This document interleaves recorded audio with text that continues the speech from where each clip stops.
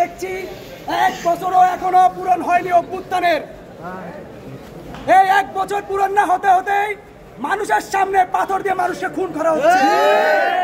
তাও কিসের জন্য? চাঁদা না দেওয়ার জন্য। আমরা মনে করি যে দল এই খুনের সাথে জড়িত তারা কখনো জুলাইকে ধারণ করতে পারে না। যুবদল বিএনপি এই খুনের যদি ঠিক মতো বিচার না করতে পারে বাংলাদেশে তাদের রাজনীতি নিয়ে আমরা প্রশ্ন করব।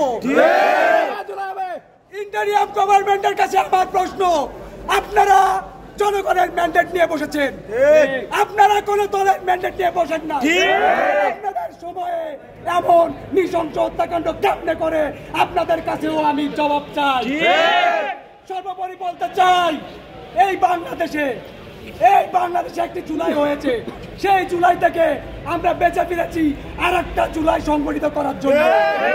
আরো জুলাই হবে, এই জুলাই চলতেই থাকবে যতদিন না এদেশের মানুষ নিরাপত্তা না পাচ্ছে। সবাইকে